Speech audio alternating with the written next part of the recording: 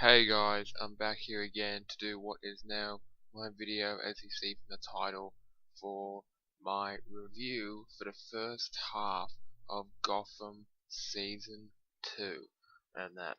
So, yeah, I will say just off the bat before we get into things, to remind you I'm not a professional critic, so that's fine. If you want to go find someone like that, I'm just doing this out of my own interest and just having fun with it. And as well as that, this will contain spoilers for everything for all the major things that have happened throughout season 2 of Gotham so far.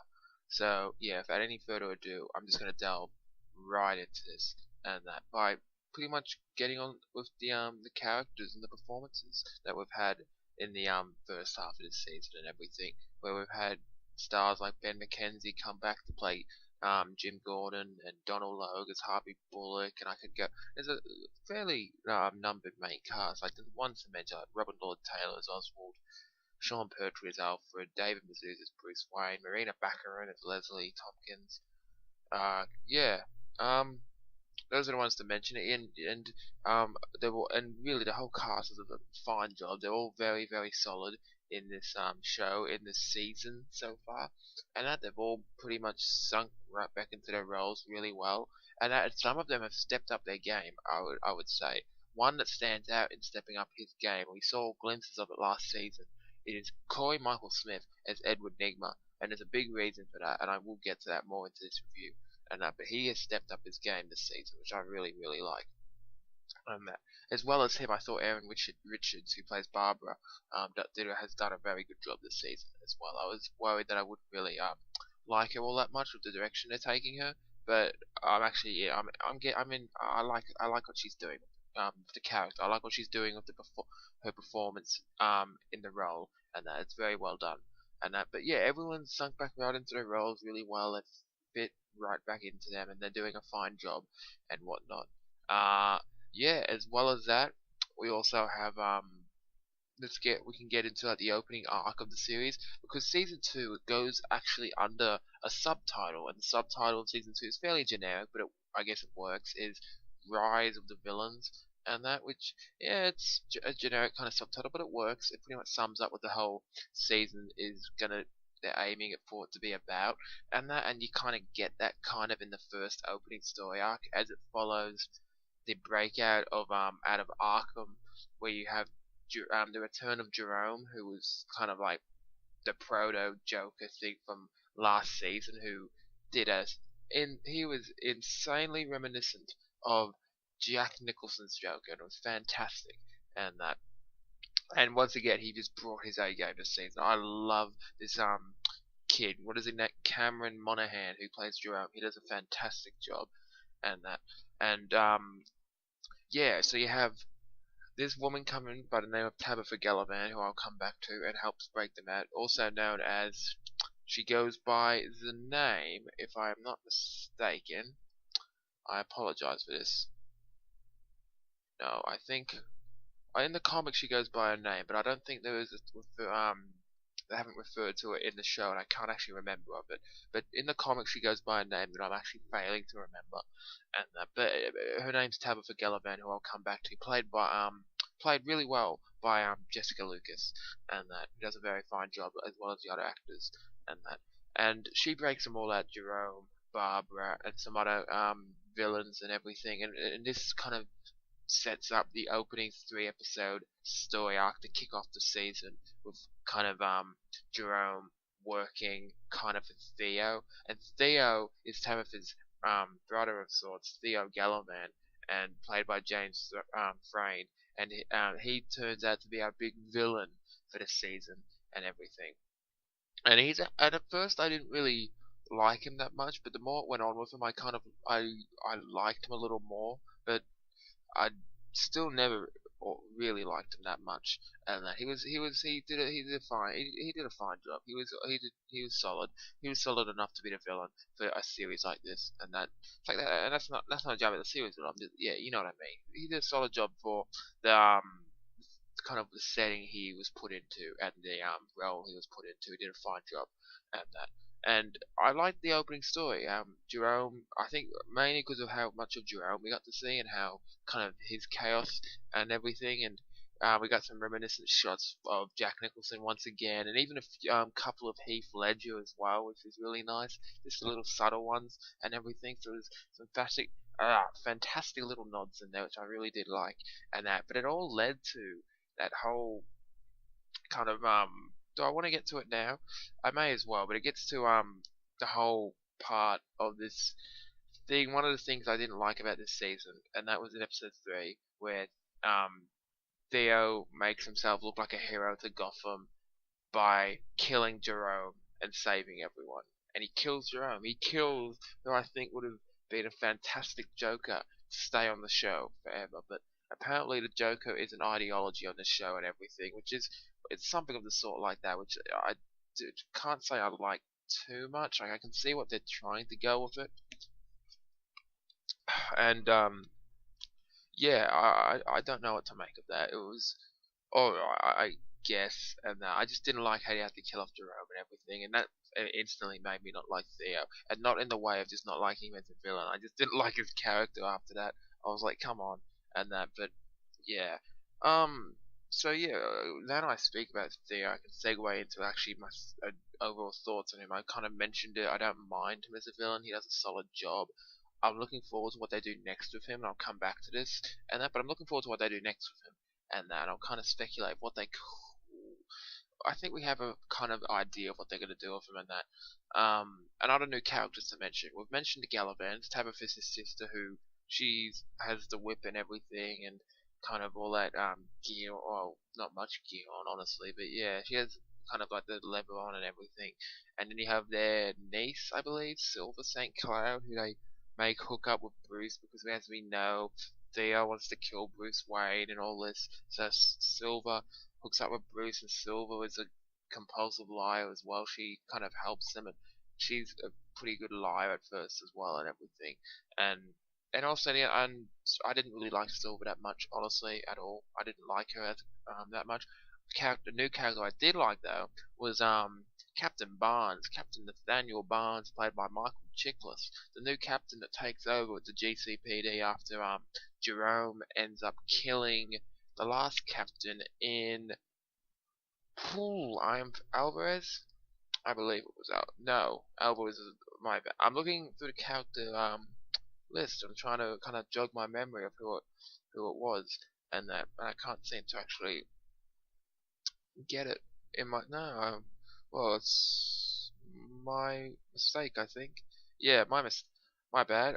But yeah, as we know, he does replace the previous captain, who gets killed by Jerome, I believe, the African American woman, I believe it was, and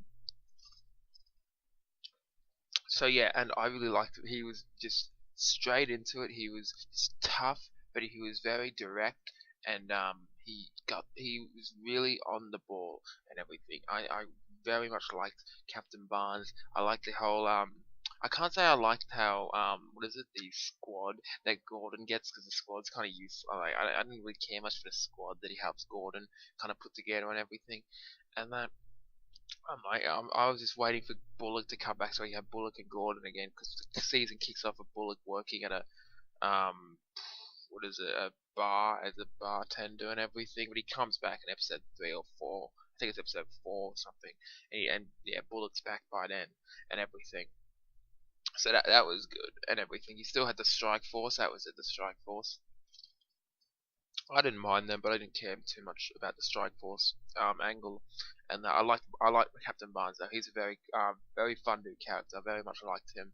And that whole fight scene we have with Barnes and Gordon holding off all of I think it's Theo's men that are coming up to his suite to take them down and everything. That was a very fun action sequence and that's one of the things I like about this show.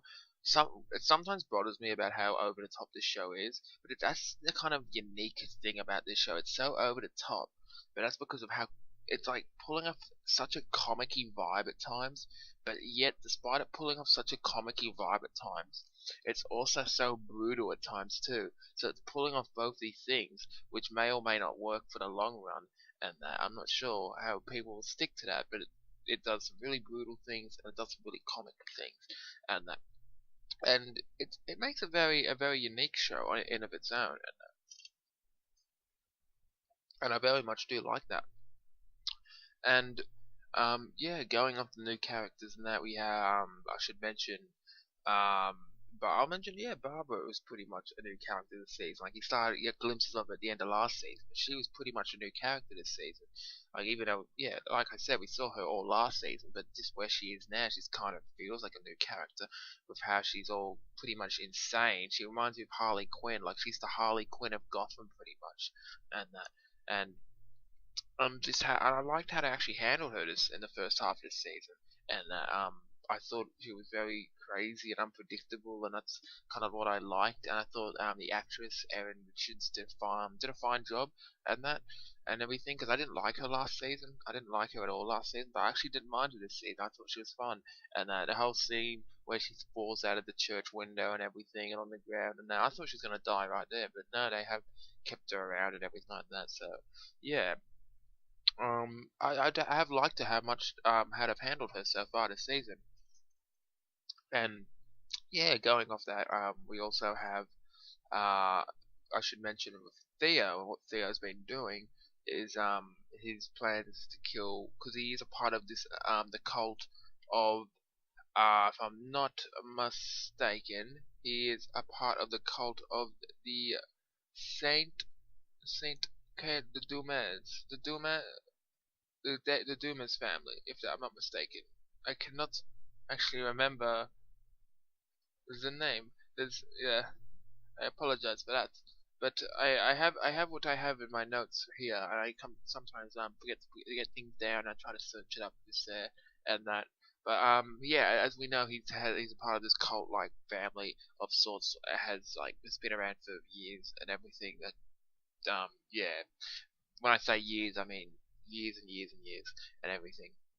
And they've plans to kill Bruce Wayne or sacrifice Wayne and everything. And yeah, and I liked this and that, because I liked that, and I liked it got into an angle where he actually started blackmailing Oswald, and that blackmailing Penguin, I can say, because he's starting to be called that this season. I think Robert Lord Taylor as well does a very damn good job as Oswald Cobblepot, and I liked how he started to blackmail him this season, and then it just ended after Oswald tried to get Butch to search into where his mother or his mum was, and that because they had kidnapped his mum to pretty much blackmail him, and they pretty much end up killing her anyway after Butch looks into it. And they also take Butch out of his kind of it was under that sort of weird mind control we had last season and everything. They took him out of that, so now Butch is against Penguin, and that I forgot. I can't actually put my finger on where Bruce ended up. Not Bruce. Butch ended up at the end of that the first half of the season and everything with everything that was going on and that. But yeah, he's no longer working for Penguin, and they kill Penguin's mum right in front of him and everything, and that made things rather intense as we neared the mid-season finale and everything. And yeah, we didn't know what was going to go on and what was going to go down. Like we had an idea. Well, we knew like we had a wide kind of idea of what was going to go down and everything. And yeah, other than that, I didn't know what they had in store, and that was exciting. But going off that, I liked how they developed Bruce Wayne this season of everything that was going on and whatnot. Because you had one of the best scenes of Bruce Wayne this season was the interrogation scene with the knife in the penultimate. I think it was the penultimate episode, the first half. I think it was. We had the knife come in, played by Flanagan, and that I forget his name. You can correct me in the comments, and I'm not on my ball. I'm not on the ball game today. But yeah, I thought it was a fantastic scene. Maybe a little bit predictable to some people, but like I've said before in videos, I kind of like to relax my body kind of as I'm watching. So I don't like when I say that, I mean I try not to think about speculation and theories I've had about and just kind of guess what's going to happen. I try not to think about that, so I really don't know if it was predictable or not. Sometimes it's just flat out just predictable and you just don't know. I mean you do know, I mean, and that's something. It's just clearly predictable sometimes and everything. This scene I didn't find was clearly predictable, and that was the fact that the knife was actually working for Bruce the whole time. At first, you could be under the impression almost that he was working for Silver, and it was kind of like a thing of Theo after Bruce confronted Silver about who killed his parents, because as we knew, Theo had answers apparently, and he had the answer apparently, but he got arrested and burnt the folder before he showed Bruce, and he got arrested for, as they found the mayor James, that he had kidnapped and everything, and that so now Bruce has gone to Silver to ask for information. Now they got kidnapped, and then she pretty much reveals some things after the interrogation, which was very well done. I thought it was very, very well done, and it was kind of Bruce showing a bit of his future Batman side to him, and that showing the extents that he will go to and everything. And I really like that. That is just showing an extent of where he will go to, and that was very, very cool. One of the best. It was Bruce's best scene this season, where he walks back in with the knife, and it's making her think that he was dragged out there, and his like fingers are cut off and all this and everything. I thought that was a great scene. And Bruce's development this season has been very, very good, and I like the scenes. Even though I didn't really like Silver that much, I didn't mind his scenes with her. They were okay. Um, what else was there? I liked what his scenes with Theo and that. I didn't.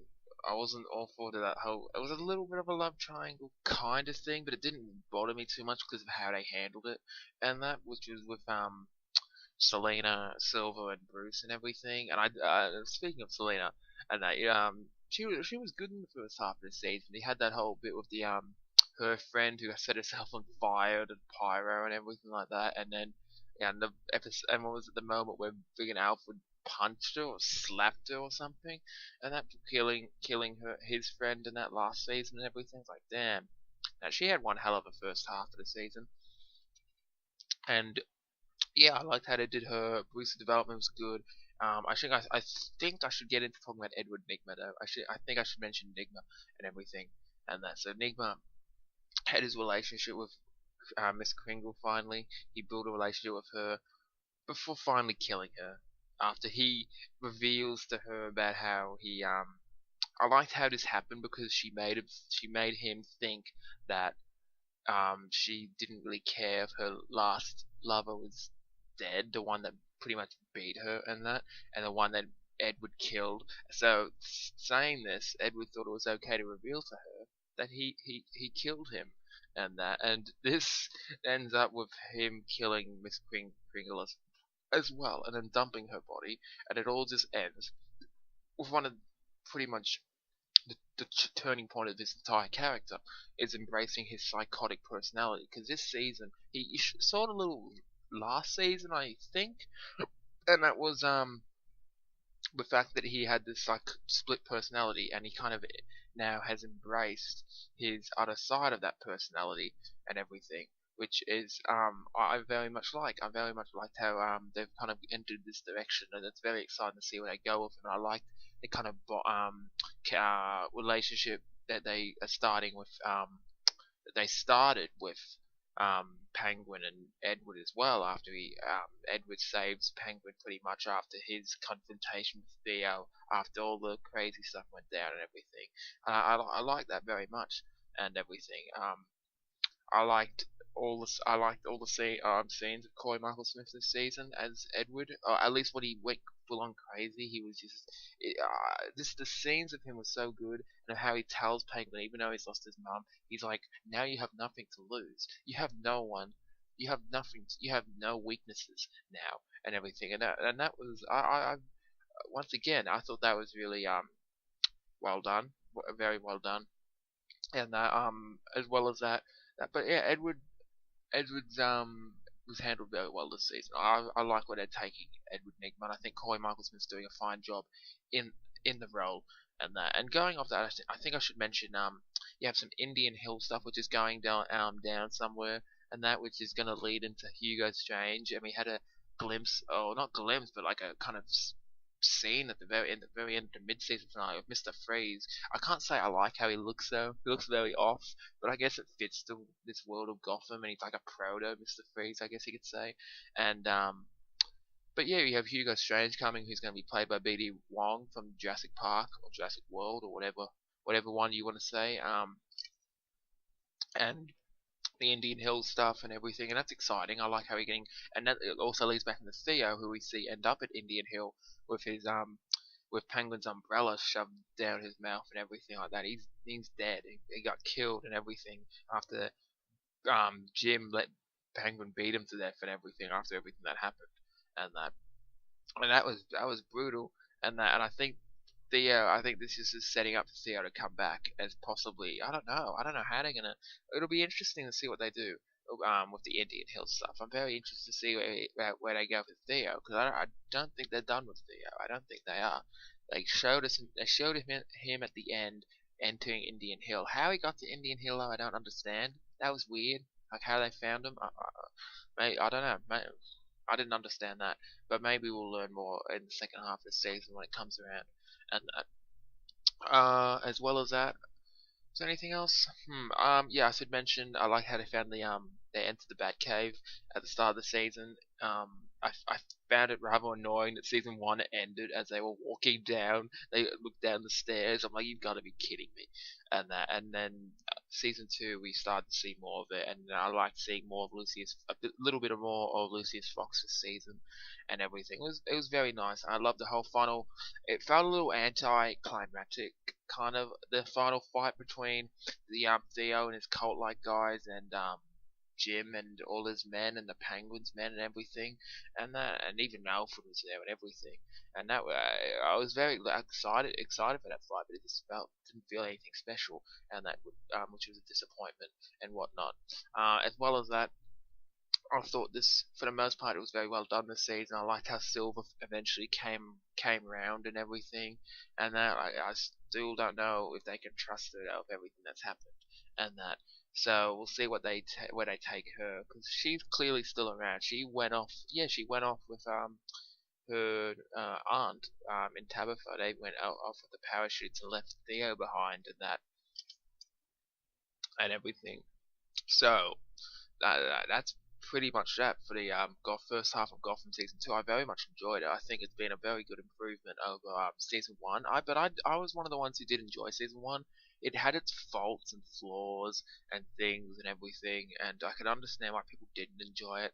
But I myself did enjoy it. I did enjoy it very much.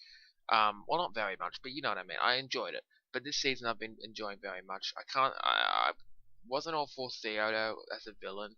I wish Jerome was at least even if he wasn't in it more. I wish they didn't kill him in episode 3 and have this whole Joker ideology. But for the most part, I'm excited for where they go. I think they're gonna probably end the season with maybe a Hugo Strange as a big villain, possibly, maybe. I don't know. We have Mr. Freeze in it now and everything. I don't know what they're doing there, so it's exciting. I don't know what they have in store, and it's an exciting thing. But to finish up, I'll probably give the first half of Gotham season 2 7.5, and that I did enjoy it very much, and that it's not a great series, but it's a very enjoyable one for comic book fans. I would say it's over the top, comic-y, but pretty brutal at times as well, and everything. So yeah, 7.5 out of 10 for me. I thank you very much for listening. If you managed to get all through this video, and that once again. And until then, guys, yeah, I'll catch you, or you can catch me in the next video. See you later, guys.